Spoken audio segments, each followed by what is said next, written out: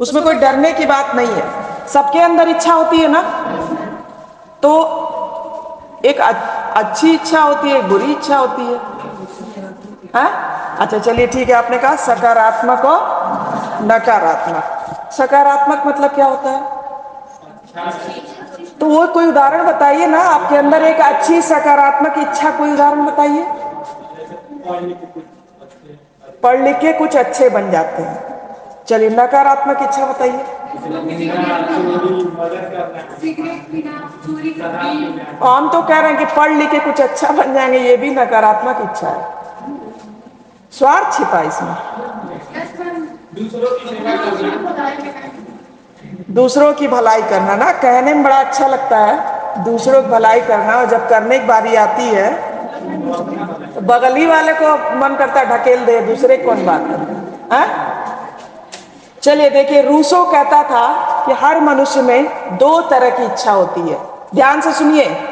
एक कहता था यथार्थ इच्छा, रियल रियल विल जो होती है, और दूसरा कहता था कि आदर्श इच्छा। और वो ये कहता था कि आदर्श इच्छाओं का जो योग होता है उसी से राज्य बनता है।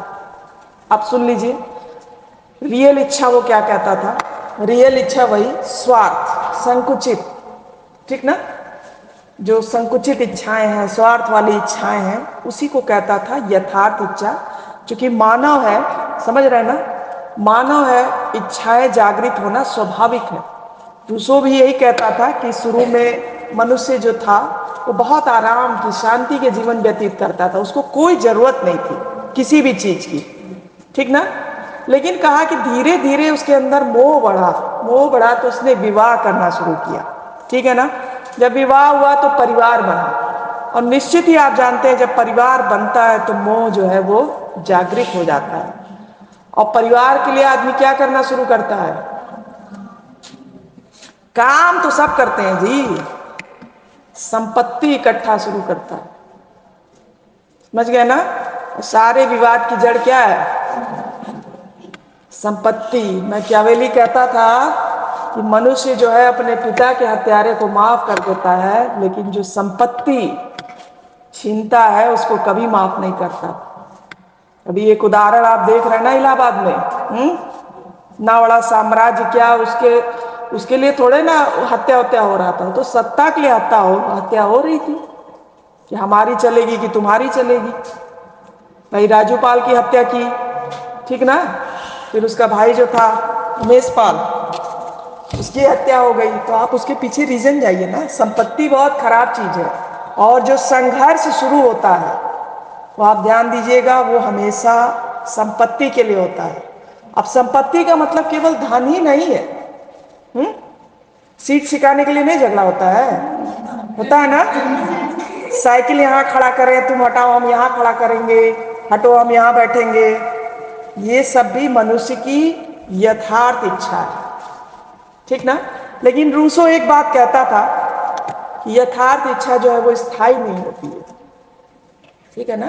स्थायी इसलिए नहीं कि आज इसका लालच है, कल उससे बड़ा लालच होगा, है होता है ना।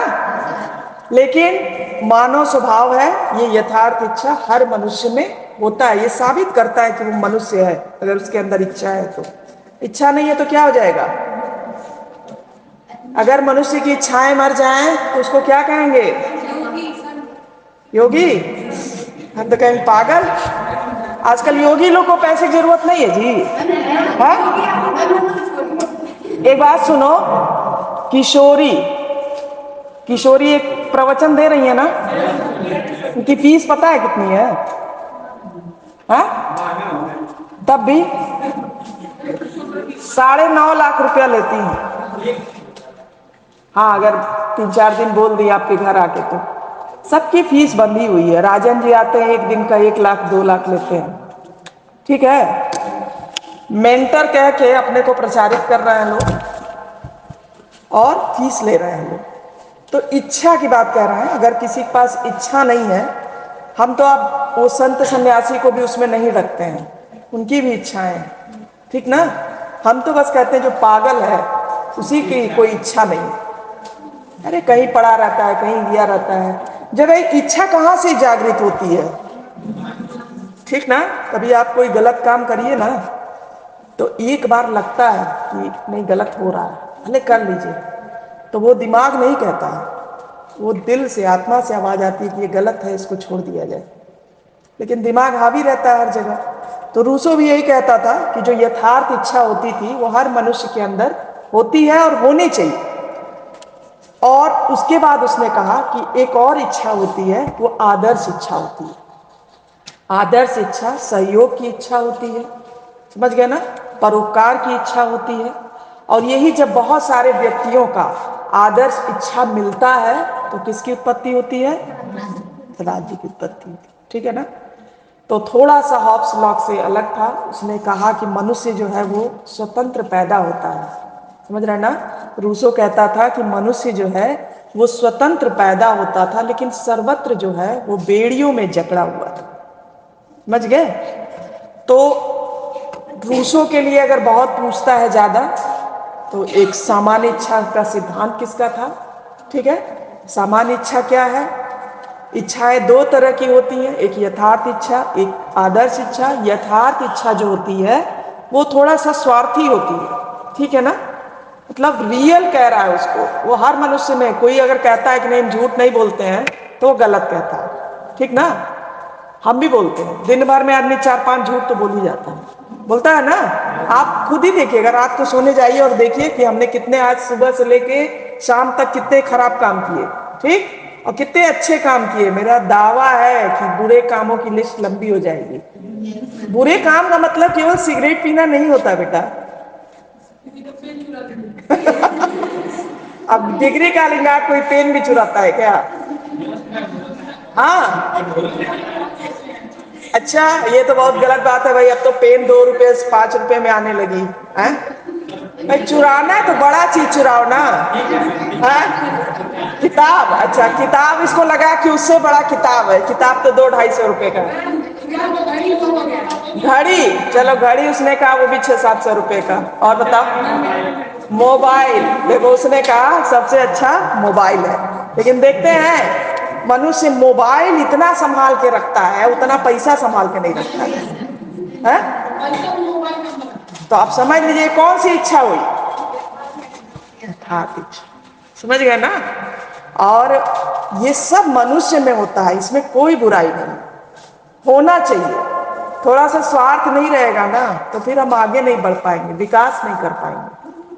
स्वार्थ जरूरी है थोड़ा सा, लेकिन हाँ वो स्वार्थ थोड़ा सा अपने तक सीमित रहे, ठीक है ना। दूसरों का उससे हनन हो, अधिकारों का, दूसरों को नुकसान हो, तो वो यथार्थ इच्छा जो है फिर गलत है। फिर वही संघर्ष की स्थिति पैदा होती है, और होती ही है। हम कितना भी कह लें, संघर्ष की स्थिति होती ही होती है। और समाज जो प्रोग्रेस करता है ना, वो भी एक तरह से संघर्ष से ही प्रोग्रेस करता है। तो कुछ चीजें जरूरी हैं, समझ रहे हैं ना। आज इतनी सी गर्मी में लग रहा है ना हालत खराब है, 45-44 डिग्री टेम्परेचर चल रहा है ना।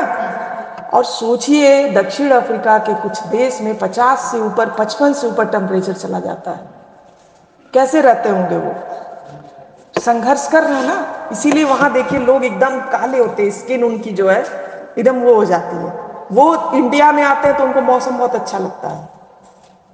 तो बात यह कि संघर्ष होता है, इच्छा भी होनी चाहिए आदमी के अंदर। अगर इच्छा नहीं होगा तो फिर कोई विकास नहीं होगा। भाई देखिए मानव का विकास कैसे हुआ। शुरू में आदम जब था, जब इच्छाएं बढ़ी तभी ना। पहले कंदमूल खा के रह गया, ठीक है, फिर मांस खाया कच्चा, फिर लगा नहीं इसको पका के खाएंगे तो और अच्छा लगेगा। फिर एक ही जगह रहते रहते उब गया तो लगा चलो कहीं दूसरे जगह चलते हैं। फिर पहिए का आविष्कार हुआ, रथ का आविष्कार हुआ। ऐसे ही आविष्कार होते होते सोच लीजिए आज तक तो हम इतने ज्यादा आविष्कार कर लिए कि अब चांद पे रहने की सोच रहे हैं, मंगल पे रहने की सोच रहे हैं, है ना। कोलंबस को, वास्को डिगामा के अंदर अगर इच्छा नहीं होता तो हम तो दुनिया से कटे रहते ना। क्या जानते अमेरिका वाले या हम क्या जानते कि उधर भी है कुछ, समझ गए ना। तो इच्छा होनी चाहिए, इच्छा से डेवलपमेंट होता है, हाँ, लेकिन वो इच्छा इतना ही हो जितना बहुत स्वार्थ ना हो, ठीक। लॉक के हिसाब से कौन से राज्य की उत्पत्ति हुई?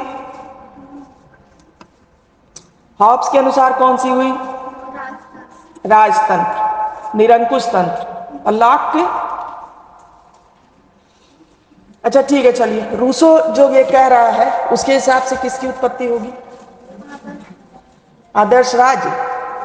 आदर्श राज्य कोई तंत्र नहीं होता है, लोकतंत्र, ठीक ना।